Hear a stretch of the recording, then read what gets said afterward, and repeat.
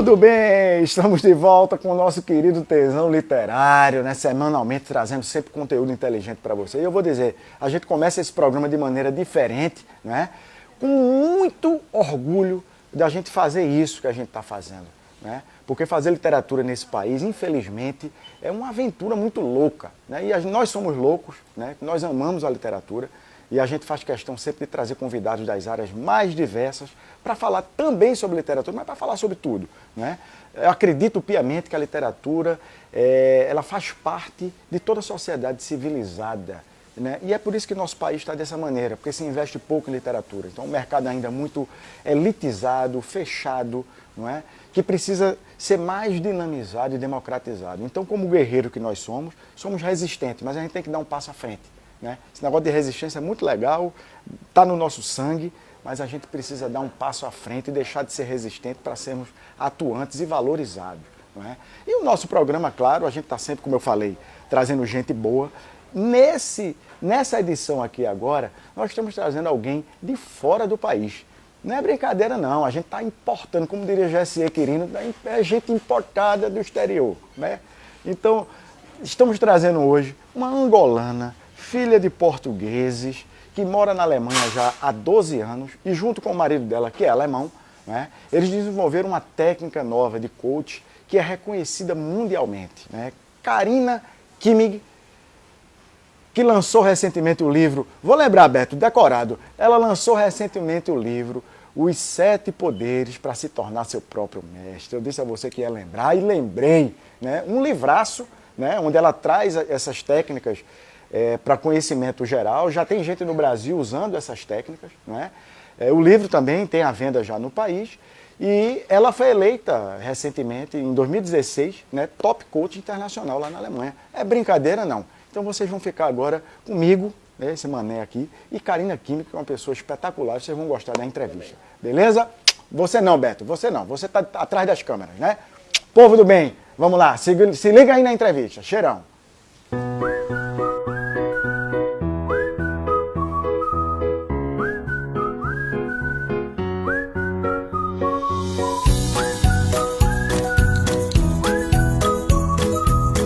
Nós estamos recebendo aqui Karina Kimmig. Bom dia, né? Bom dia, boa tarde, boa noite, na hora que boa vocês tudo. quiserem.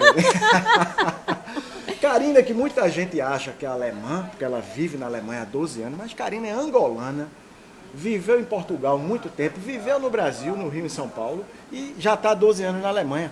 É verdade, Karina, 12 anos. Seja bem-vinda ao Tesão Literário. Muito obrigado, estou muito feliz, Sidney, porque tu és uma pessoa excepcional em termos de condução não só desse programa, mas também do trabalho da literatura. Que coisa né? boa, eu paguei, então... paguei 50 euros para ela falar bem de mim.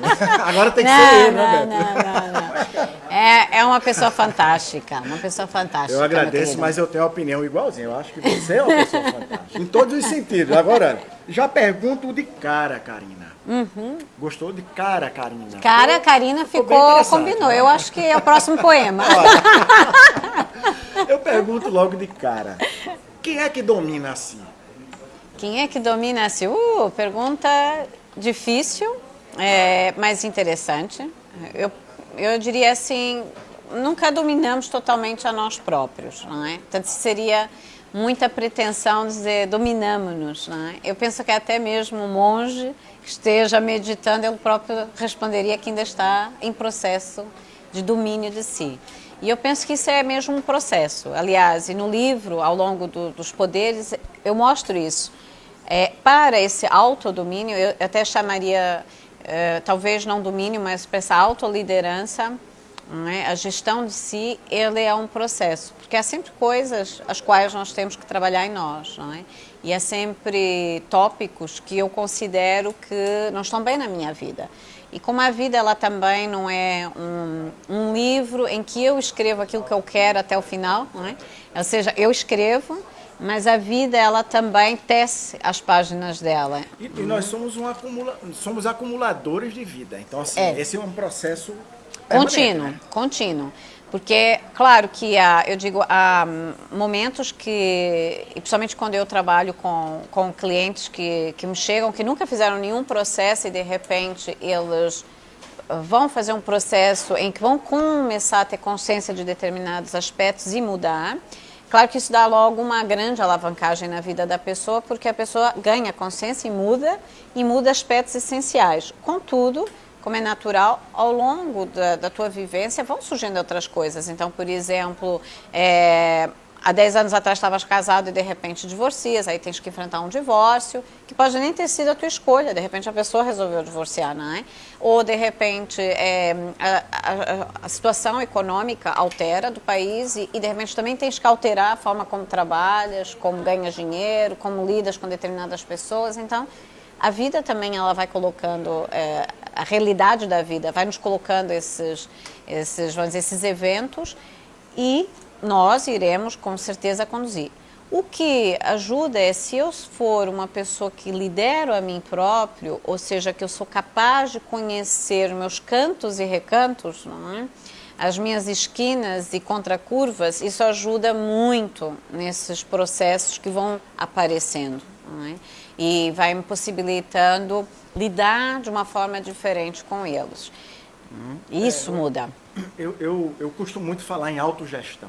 Sim, Né? eu concordo plenamente com saber se gerir, com né? o conceito. Sim. Se fala muito em autogestão daquele colaborador que consegue promover uma autogestão dentro da gestão da empresa. Correto. Mas existe a gestão interior, a gestão principalmente do pensamento, que eu acho que talvez seja o princípio desse processo. Né? E você como coach, né? e com uma experiência muito grande nisso, eu queria perguntar num contexto mais abrangente, o que é que anda faltando para a humanidade? É mais humanidade ou menos humanidade? A gente vai se tornar mais humano quando a gente conseguir ser mais divino? Ou essa ambiguidade aí não é... A nossa humanidade é divina? Não sei se você está alcançando a minha pergunta. Sim. Ela é divina ou o que nos torna mais humanos é que deixa a sociedade tão difícil como está atualmente?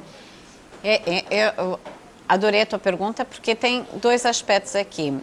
Existe uma terapeuta familiar que já faleceu há muitos anos atrás, portanto, que é Virginia Satir, e ela dizia que todos nós nascemos com a alma pura, todos nós nascemos com a alma santificada, mas são, vamos dizer, as vivências da vida, as vicissitudes da vida que vão, de alguma forma, nos moldando.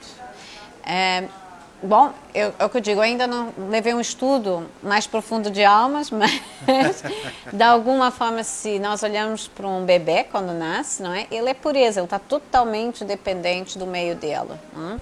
O bebê, ele nasceu para comer, está dependente, ele ainda está desenvolvendo a visão, não é? Tanto que ainda é algo que vai desenvolver logo quando ele nasce, não é? Embora tenha os olhos, mas ainda está desenvolvendo, ele precisa também desenvolver o tato, o equilíbrio, enfim. Então, todos esses aspectos que ele vai desenvolver à nascença, ele vai precisar do meio à volta, não é? Tanto do meio que o circunda.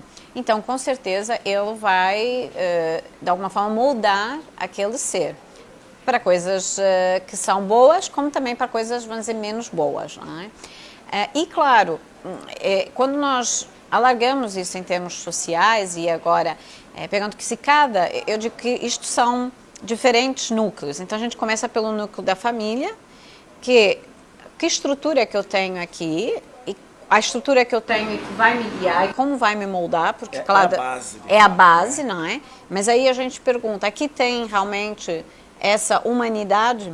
E eu acho interessante a pergunta, por quê? Porque a metodologia que eu e o Freedom desenvolvemos, quando nós fomos à procura de um nome, que a gente já vai falar dela, e quando fomos à procura do nome, nós exatamente escolhemos o nome que muitas vezes os nossos clientes davam nos feedback. Vocês são extremamente humanos, vocês resgatam a humanidade que está perdida em nós.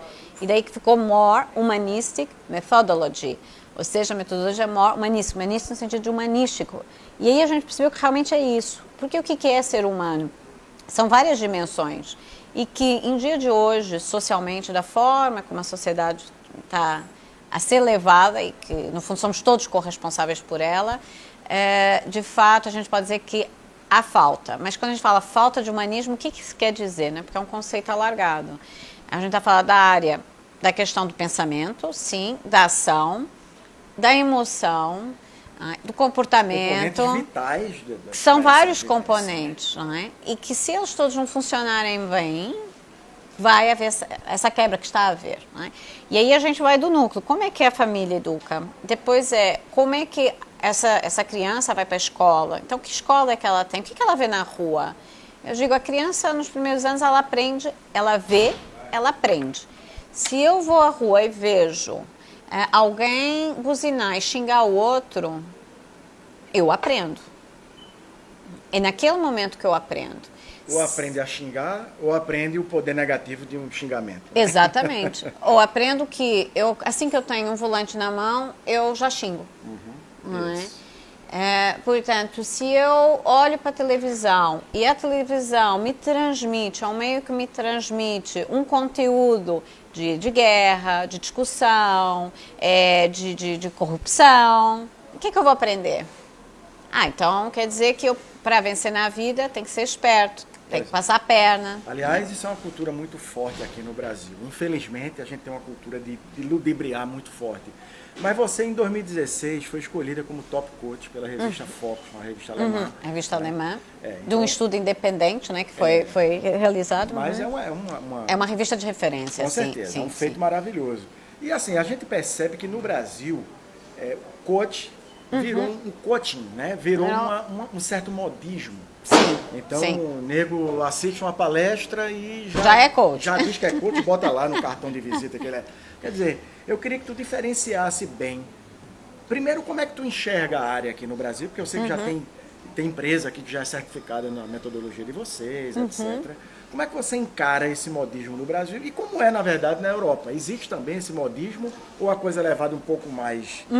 E como, né, que é levada? Isso. É assim, e, obviamente que na Europa já aconteceu esse modismo, já houve esse boom e depois passou. Né? Então estamos numa fase, portanto, no Brasil, como chegou depois, vamos dizer assim, ele está agora passando aquilo que já na Europa já passou lá uns anos atrás. Mas, de fato, o que acontece é que, como tu dizes, e muito bem, nota-se um conjunto cada vez maior de pessoas que fazem qualquer coisa e já se declaram, não é? como profissionais. Bom, isso não é bom nem para a área, nem para os mesmos, nem para quem vai ser cliente, nem para eles próprios, não é? Porque eu digo sempre, quando certifico profissionais na nossa metodologia para trabalhar com coaching, eu digo sempre, vocês têm que cuidar com o vosso nome. E cuidar com o vosso nome representa, eu tenho que ser capaz de fazer um processo em que tenha resultados e que eles sejam eficazes. Não é? Contudo, muitas vezes, quem recebe esse processo, muitas vezes também não está informado. Então, não tem como comparar, não tem como, sabe, dizer, isto é bom, isto é mau. Não tem. Né? E claro, muitas vezes se a pessoa precisa de uma ajuda e aquilo dá uma ajuda, ok, mas não quer dizer que isso é um processo. Não é? E depois a gente tem que separar aqui que o coaching, o que é o coaching, o processo de coaching? É claro que a pessoa tem que ser devidamente certificada, né, para trabalhar, e há várias escolas, inclusive no Brasil, que fazem esse processo. E nós temos aquilo que é chamado coaching tradicional, que é exatamente aquele coaching que vai trabalhar com a performance do cliente, vai trabalhar com aquilo que o cliente precisa em termos de objetivo, ou que ele deseja, não é?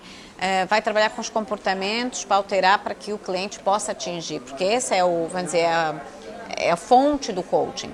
Ele é o de trabalhar, porque há anos atrás, há muitos anos atrás, algumas décadas, o coaching ele veio vamos dizer, dessa área que era o atletismo, em que se trabalha a performance, o comportamento, como é que o atleta pensa perante os obstáculos que possui, não é? Depois também levou muitas influências da consultadoria, que é muito trabalhar para objetivos. Então, do coaching foi bebendo daí, claro, de alguns ramos da psicologia, e foi criando, fazer a sua própria área, não é? Que em dia de hoje realmente é uma via diferente da terapia, diferente do counseling, enfim, é uma área de intervenção diferente. Eu vou pedir para você que a gente vai fazer um breve intervalo. Quando a gente voltar, e você vai explicar justamente a diferença para o teu método. Tá bom, ótimo. Porque eu Vamos lá. Estou muito afim de saber, embora eu estou lendo o livro, não terminei de ler ainda. Ainda bem. Quer fazer não, perguntas? Ainda não, né? Mas quando a gente voltar no próximo bloco, a gente continua esse papo, dá uma sacada aí nas redes sociais que estão passando aí embaixo na telinha e a gente volta já já. A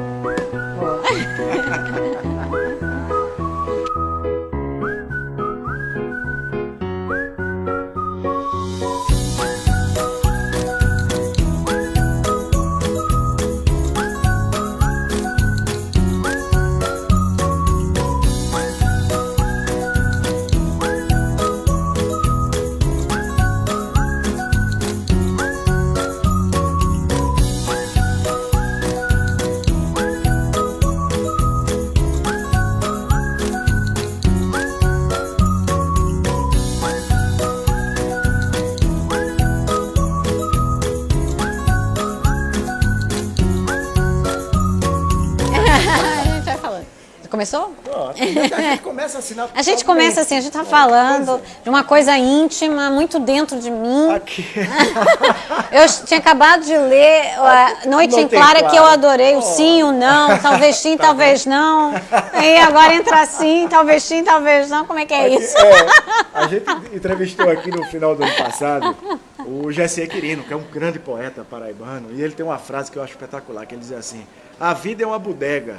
Uma hora ou outra a gente se encontra. Então a gente tá como se tivesse uma bodega. Estamos numa bodega. Adorei. Maravilhoso. Não, e falaste bodega, me fez logo levar para... Eu tive em Lanzarote de uma semana, 17 a 24 de dezembro, né? Porque tá mais calorzinho, né? Na Alemanha, menos 12, né? Chega a um ponto cinzento. Imagine, né? Então fomos pro sol, passar uma semana. E lá tem bodegas, né? Porque tem, a bodega é, no fundo, chama bodega, é onde o vinho, né? No fundo é a adega do vinho, e no espanhol chamam bodega, né? E é muito engraçado que ele está em Campos, portanto é uma ilha vulcânica, onde no vulcão nasce a vinha. É extremamente interessante ver como é totalmente diferente, não é? Um terreno diferente, uma estrutura diferente, e olhar para aquela vinha, como é que porque aquilo tem que ser protegido do vento, como é que nasce e como é que cria. E a vinha é bom, muito bom, muito bom. E é curioso, porque é um pouco na vida, não é? Dizemos, bom, por vezes, como aqui também o sertão, não é? É tão quente, é tão intenso, mas que ainda assim, e esse é o poder da natureza, e não só da natureza em termos de planta, de vinha, mas também do homem, né, que a gente falava do ser humano, de adaptabilidade e de crescimento mesmo em condições difíceis, adversas. Isso tem... Já vou fazer um gancho com isso que você está falando. Faz um método. Né? Exatamente. Com NHM. Né? Exato. More Humanistic Methodology. Então, eu pergunto logo, qual é a diferença desse teu método para o coach tradicional? Né? E justamente fala um pouquinho dessa transformação aí, desse poder de adaptação do ser humano diante das dificuldades, que eu acho que tem muito a ver com a tua metodologia. Sim. A metodologia, no que ela difere? Nós trabalhamos, para já o comportamento é um resultado, não é aquilo que eu vou focar no trabalho quando eu guio uma pessoa. Portanto, é um resultado que aparece sob forma de comportamento. Então, dando um exemplo, se eu tenho problemas a nível internos, e aí quando digo internos é o quê? Emocionais ou de crença, de não, que... Não está falando de dor de barriga. Não dor de barriga. Bom, também dá dor de barriga, mas não exclusivamente dor de barriga, que é de lidar com conflito, né? Pegando um exemplo simples, que é, eu tenho que lidar com conflito. Então, eu tenho que lidar com pessoas conflituosas e tenho receio que vai dar tal dor de barriga, né? Porque, de alguma forma, olha, aguinha. Aguinha. É água, por favor. Vamos, então, vamos como dizem os alemães, Prost! Eu não vou nem me atrever a pronunciar isso. Mas vou beber. Então, o que acontece? A pessoa tem dificuldade em lidar com o conflito. Então, obviamente, que comportamento ela vai ter?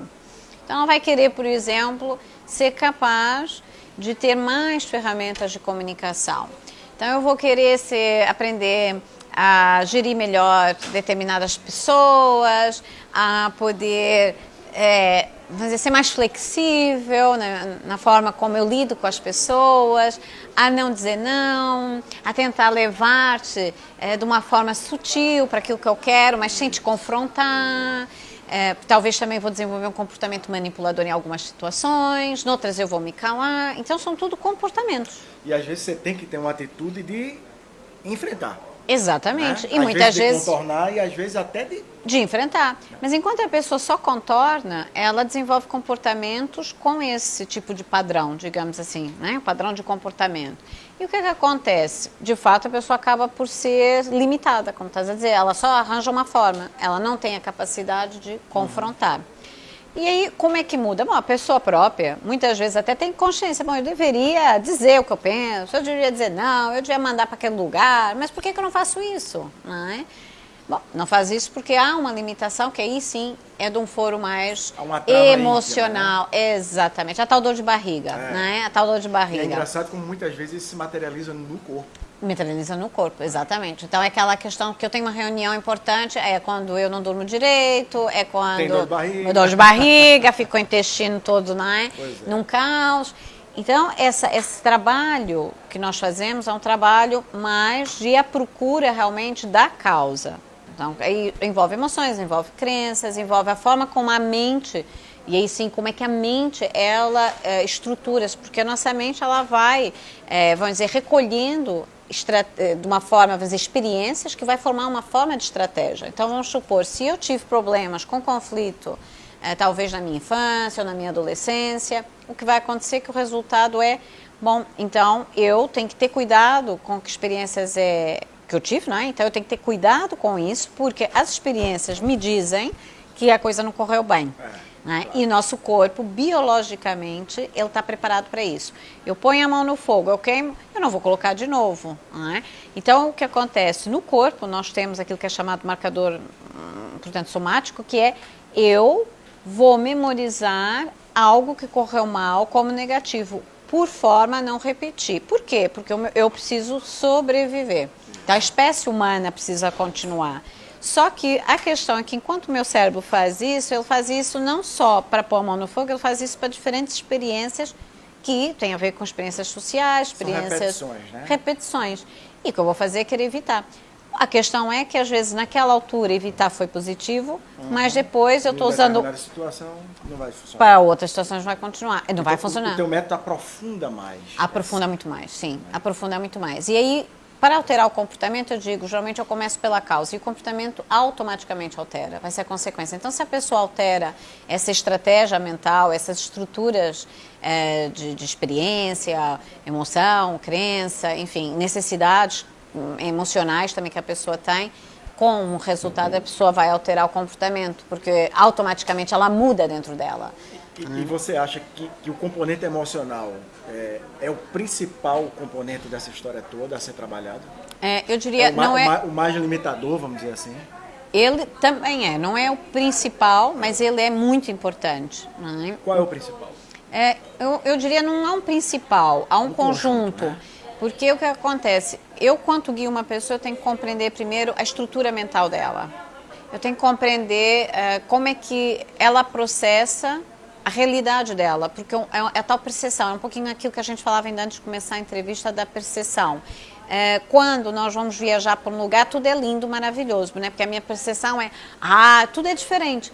A natureza linda, é como quando eu tive, há uma semana e meia atrás, em Maputo, eu cheguei, sobrevoei, a coisa que mais me chamou a atenção, na Mãe África, né? Mãe Terra, Mãe África, foi o verde, muitas árvores, portanto, embora seja uma cidade, tem muitas ruas com árvores, então tem muito verde. E depois aquela terra vermelha, aquele contraste do verde forte com a terra vermelha. E aquilo me chamou muita atenção. E cheio de acácias, né? Então, eu fiquei assim, uau, lindo. E quando eu fui dizer isso às pessoas, as pessoas assim, cheio de flores, tá verde. E passam todos os dias por aquelas ruas. Então, o que é? Percepção. A minha percepção de uma pessoa de fora que chega, tudo é lindo, maravilhoso. Eu estou vendo as diferenças, os contrastes, a beleza, que a partir do momento em que eu resido continuamente, deixo de ver. Passa a ser comum. Então, o que acontece? Nós fazemos isto com as nossas relações, com o nosso trabalho, com uma forma de olhar para um problema ou solução. A gente é muito vencido pela rotina e pelo cotidiano. Pelo cotidiano. Automático, né? E aquilo que a gente chama, no fundo, a percepção. Tu ficas cego para diferenças. Já é o bloco, não? Já é o bloco, cara? Já? Sério? Já temos que acabar. Essa conversa tá muito boa. É sério, rapaz? É a nossa percepção do tempo que está realmente alterada. Tá bem alterado. Então a gente vai aproveitar novamente, eu peço aí, dá uma sacada nas redes sociais, curte, compartilha, comenta lá, agita, pergunta que isso aqui é tesão. Aí aproveita e sigam Karina nas redes sociais, Karina Kimi, sigam o Sidney Nicésio também, sigam o Beto Zaelli, sigam a SBS, sigam o mundo todo, pelo amor de Jesus. Tá bom, meu filho? Vamos parar mais um pouquinho, voltamos já. Beijo!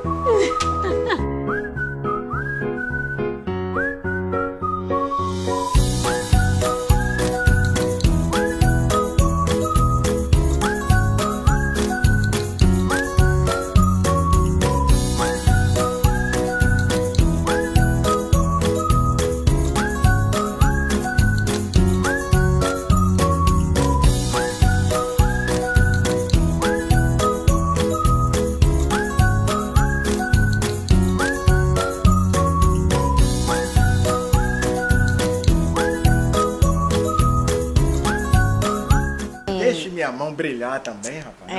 É a vontade, é que o pessoal gosta agora. É muito tesão. É muito tesão.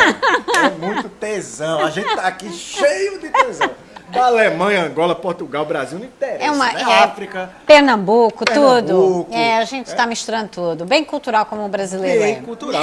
Por falar em Pernambuco, né? Aí eu queria que você fizesse de cara assim, uma diferenciação rápida de como você enxerga o mundo corporativo europeu e o brasileiro. E eu falo muito de Pernambuco porque a gente tem uma cultura aqui muito forte, muito rica, né? Que eu, não é porque eu sou daqui, não sou bairrista, sendo já, eu acho a cultura mais rica do Brasil. Mas como é esse componente cultural para trabalhar o coaching, né? E como é a diferença entre o mundo corporativo europeu e o brasileiro? O que é que você identifica? Aí eu diria, eu separaria dois pontos, né? O primeiro, como eu te falei, pronto, a nossa metodologia ela tem um foco muito na pessoa, no indivíduo, né?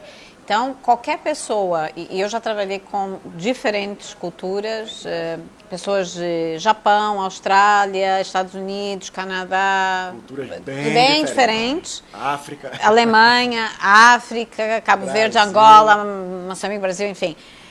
E há uma coisa que todos têm, todos são seres humanos e todos têm as dificuldades enquanto ser humano, e claro que vai se refletir nas empresas, porque as empresas é um conjunto de pessoas, não é? Então, eu digo muitas vezes, a forma diferente de expressar, então um japonês é diferente a forma como ele expressa e como ele se comporta de um brasileiro, não é? Totalmente diferente, na expressão, no comportamento, mas ele tem os mesmos problemas que o brasileiro tem dentro de si. Talvez lidar com conflito, de não dizer não, de ter problemas em gerir uma equipa, não é? De querer fazer bem. Por exemplo, a cultura japonesa tem muito isso, de fazer tudo muito bem, ser muito perfeccionista. Então isso é um peso enorme, não é? Mas também nós temos no Brasil, porque eu já tive clientes executivos que depois eles cresceram num ambiente em que os pais exigiam que eles fossem perfeitos, não é? Porque tem que subir ao topo.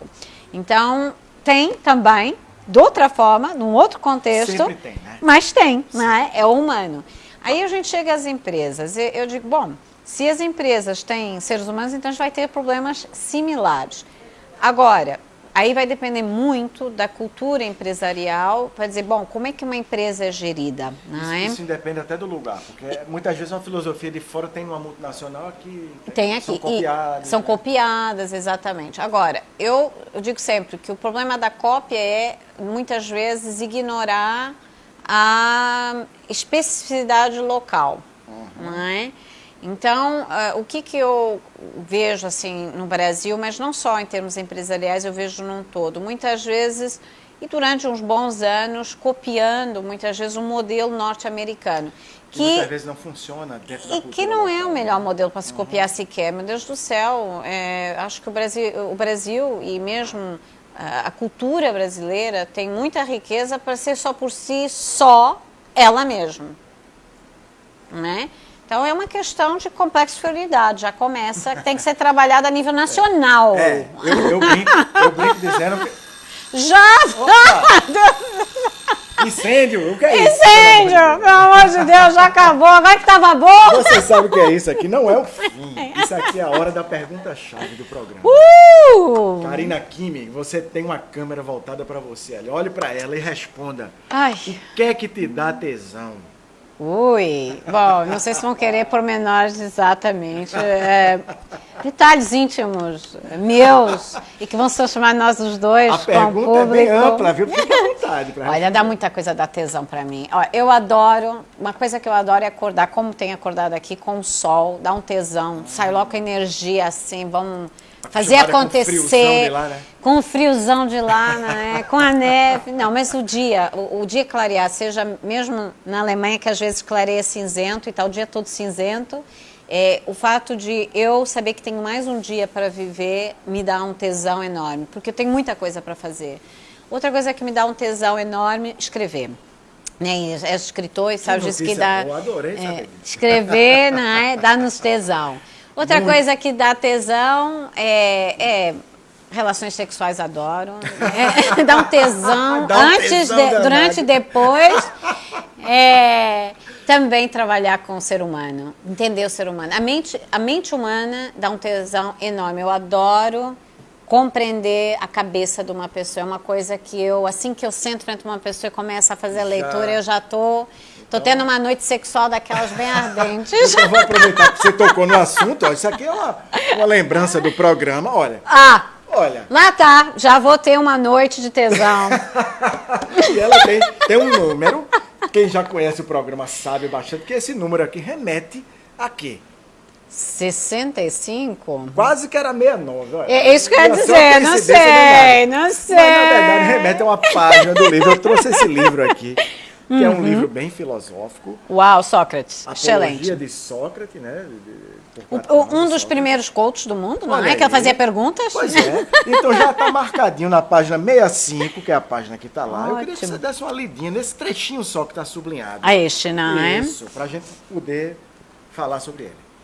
O que vocês, varões atenienses, sentiram com os meus acusadores, não sei. Mas até eu mesmo, com eles, por pouco não me esqueci de mim. Tão convincentemente falavam. Porém, de verdadeiro, a bem dizer, nada disseram.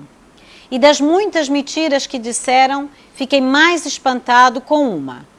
Esta. Quando falaram que vocês deviam tomar cuidado para não serem enganados por mim, porque eu seria hábil em falar. Muito interessante. Pois é, e isso me traz uma ideia que eu acredito seriamente que um dos grandes problemas da humanidade, da convivência social humana, são as convenções. Né? Porque, por exemplo, se fala uma mentira, e essa mentira muitas vezes se torna uma grande verdade e as pessoas seguem aquilo ali. Não é? E isso não é um prato cheio para manipular o outro. Totalmente. Até que ponto as convenções sociais, de fato, são um problema talvez maior da sociedade humana. Eu digo que começa com a pequena mentira social, né? Com essa pequena mentira em casa. Né? Então, eu concordo plenamente que o fato de não questionar, e aí começa também pela questão do questionar, de dizer realmente aquilo que se pensa e aquilo que se sente, leva a muito facilmente ser um prato cheio para uma manipulação maior, né? Então, eu digo, quando uma pessoa me diz assim, uma coisa que eu gostei de ver na Alemanha foi que eles dizem não para ti, mas eles não justificam porque dizem não. Se tu convida, eles dizem não posso, ponto. E aí ficas com toda uma criação de que, não dá, porque... Né? Ouves isso desde pequeno, uma criação mais, eu diria, latina. Não dá, porque, sabe, eu tenho meu pai doente, a mãe tá com o tubo ligado no sovaco, não sei o quê, né? Que vem um monte de historinha para dizer não. Eu posso dizer não porque não quero, porque eu tô com dor de cabeça, porque hoje eu acordei, não tô querendo socializar com ninguém, quero ficar trancado, quero pensar na vida, entendeu? Eu não quero ter pressão, por que eu tenho que, ao justificar, por que eu tenho que justificar? E ao justificar, por que eu tenho que contar uma coisa que não é verdade, não é? E a própria convenção, se convenciona que o cigarro é permitido, mas a maconha não é.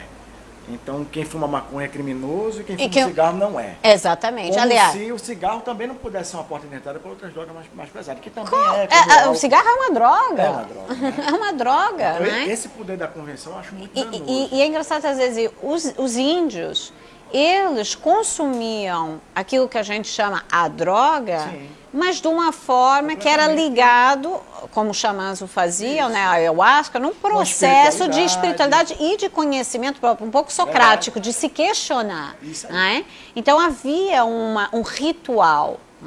Então, e aí não é uma droga. Porque está dentro de um ritual de questionamento, de um ritual de transformação. Claro que a gente não somos mais índios, infelizmente, porque era uma maravilha, dava todo mundo nu, numa boa, né? Sem frescura. Sem frescura. Mas... Eu vou tirar minha roupa, minha roupa. Força. Já que tá tesão, vamos embora. Né? Já vamos embora. Mas temos essa convenção... e que muitas vezes é hipocrisia, uma coisa é errada, uma coisa é certa. E eu penso que nos últimos anos que eu tenho acompanhado aqui no Brasil, muita questão do politicamente correto. E eu digo isso uma coisa... Mas eu vou dizer, como eu estou de fora, eu posso dizer, mas eu vou dizer o seguinte... aquilo que eu vou acompanhando, eu estou assustada, porque esse politicamente correto está levando para uma coisa que eu vejo... naquilo que é o início de ditadura, em que as pessoas não podem dizer aquilo que pensam. E a liberdade de pensamento, ela tem que ser sempre livre, por isso é liberdade. Mesmo que eu não tenha a mesma opinião. E o problema é as pessoas têm que distinguir entre opinião e ação. Eu posso ter opinião diferente, eu posso pensar diferente, eu não tenho que pensar igual a todo mundo, mas eu posso realmente saber que eu estou socialmente vivendo numa sociedade e como eu vou agir dentro da sociedade. São duas coisas diferentes. A gente tem só 2 minutinhos, viu? E você, quando estava falando dos processos da tua metodologia, eu lembrei de uma frase que vai estar no meu livro novo, que terminei, está nos finalmente aí de revisão, tudo. Talvez esse ano ainda saia, né? Que eu estou trabalhando ele com muita calma. Mas é uma frase de um personagem meu que eu criei que diz o seguinte: o futuro é uma coisa que nunca chega e o passado é uma coisa que não acaba nunca. Então isso eu acho que reflete muito esse complexo nosso de vivência. E você me falou que adora escrever. Aí, rapidamente, nesse minutinho final, qual é a presença da literatura na tua vida, assim? E qual a importância da literatura na vida de uma pessoa? Que eu gosto de perguntar muito aos convidados. Eu digo, a presença da literatura, isso não é significado da pessoa ler muitos livros, que eu conheço pessoas que leem muitos livros e não leem nada, não é? Dizem só, li isso, o que você leu? O resultado, nada, zero, não é? Porque é preciso tempo para processar. Então, para mim, claro que a literatura é extremamente importante, porque é uma obra de arte, quando realmente ela é escrita, como tu escreves, que realmente ela tem que ser um processo, ela é um processo. Tu vais escrever, tu não sentas e vais pegar aqui um pouco de Sócrates, um pouco desse, e começa a escrever, que há muita gente que escreve no dia de hoje assim, ok? Isso não é escrita, isso não é escritor.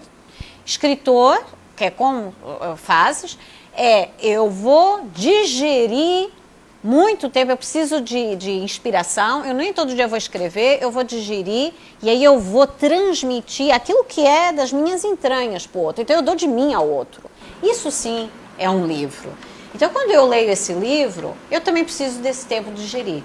Por isso que se brinca muito que o livro é um filho, né? Porque é um filho, é uma gestação, é um processo quando tu realmente escreve, de entranha mesmo. E aí eu também, quando vou ler, por honra, acho eu o mínimo, honra ao escritor, e também porque escreve, sei o trabalho que isso é escrever mesmo, não é? Que é sair daqui, não é? E daqui, não é de alma, não é ficar olhando não sei o quê.